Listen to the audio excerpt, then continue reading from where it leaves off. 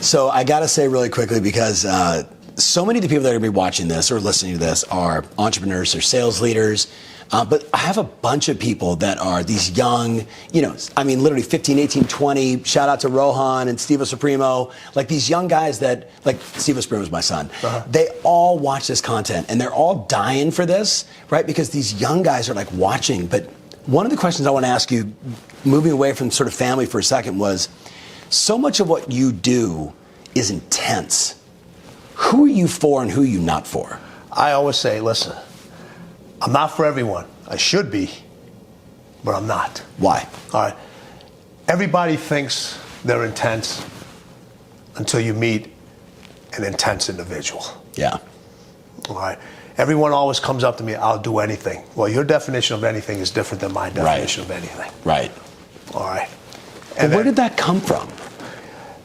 You know what? You're not born with it. Everyone says you're born with it. You're not. All right? No. At your decision. I think when people say that person was born with it, that person isn't, I don't have it, that's an excuse. Yeah.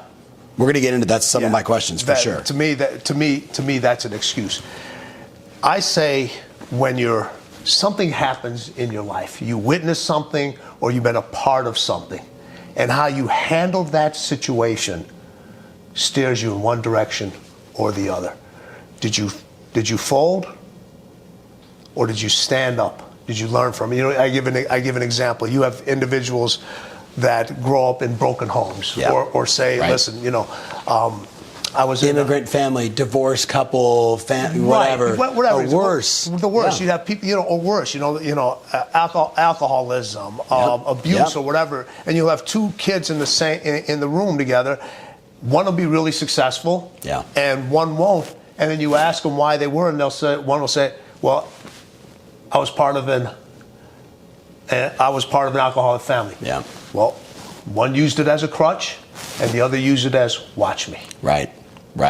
Everyone watching will relate to it in that, and then they'll say, "Oh yeah," because like the global economic meltdown really impacted real estate, really caused it. Real estate banking, financing, right?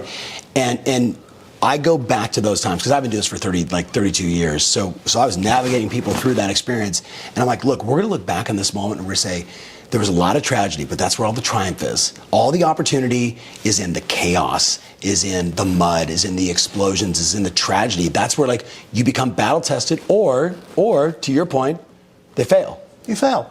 That's it. And there's going to be people that are going. There are people that are going to fail. They're going to have every excuse possible. Right.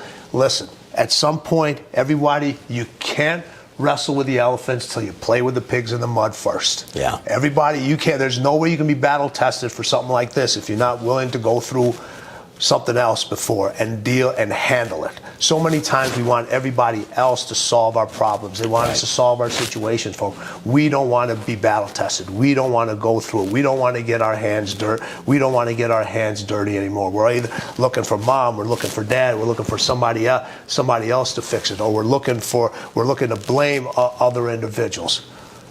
You got to look at yourself. And I always say, people always say, look in the mirror. Look in the mirror, and then you'll find. No, you know what? You got to go deeper than that. It's what you're not willing to see in that mirror is putting you in that situation where you're at right now, whether it be success or failure. Right. How important do you think it is for the person watching right now? Maybe last year, in the middle of the pandemic, had their best financial year ever. You with me? Maybe they've had the last 10 years have been extraordinary coming out of the global economic meltdown. And they're like, look in the mirror, find the problem. Like, I'm okay. And you and I both know they're full of shit. Because I got warts, you got warts. Everybody's got an area where we can get better. What do you say to that person that's like, well, first Tim, I'm doing great. Are you settling? You're only settling for okay? You're settling for great? There's always more to do.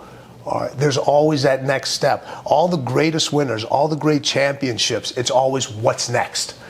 You get individuals. You talked about this in your talk.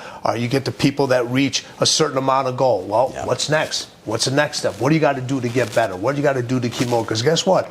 Somebody's coming for you. Always. Winning has no loyalty to you. None whatsoever. Winning's job is to take it from you and to hand it to somebody else. 100%.